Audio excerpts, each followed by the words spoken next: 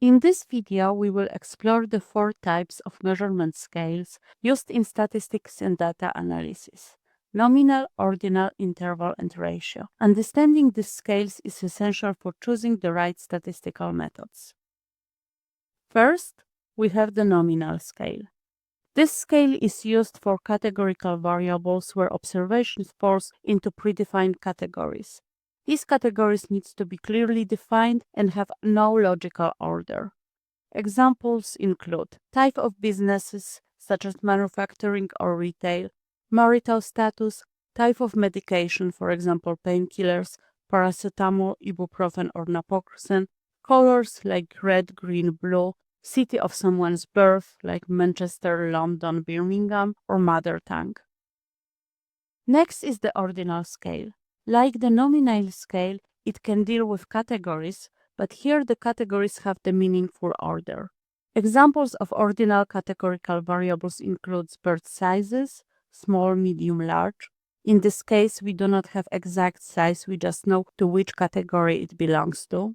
Based on classification, we cannot determine the exact difference in size between two specific birds. Another example of ordinal variable would be the answer to the survey where asked of agreement with the statement. We cannot determine the exact difference between completely agree and mostly agree, and we cannot assume that this difference is the same as between mostly agree and do not have an opinion. But we can put our answers in some sort of logical order. Some discrete variables also falls under the ordinal scales. It happens when their value follow a clear order, but we do not know exact difference between them. Example could be the order in which birds hatch, first, second, third. There can be 5-day difference between the first and second hatching, and then a 3 weeks gap between the second and the third. Race placement like first, second, and third are also measurement in ordinal scale. The winner may be twice as fast as the second place runner, while the second place runner may be only 1% faster than the third one. The interval scales use numbers to represent data, allowing us to measure differences between values. These values can be discrete or continuous, but the key point is that 0 is chosen arbitrarily, does not indicate the absence of the quantity. A common example is temperature measured in degrees Celsius.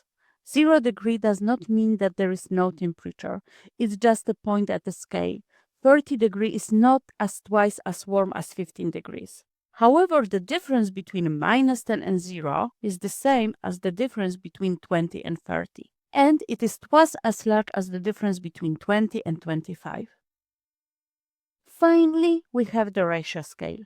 Like the interval, it uses numerical values, but here 0 means the complete absence of the quantity. Example of ratio scale variables includes number of employees in the company, transactions per day, or students attending a specific module. In this case, we not only can say that there is 10 more students on one module than the other, but we can also say that there is twice as many students in one module as the other. Examples of ratio scale continuous variables include electricity usage by a household, heart rate, or medicine concentration. Again, here we can say that one household used twice as electricity as the other, and the value of 0 says that there was no electricity use at all.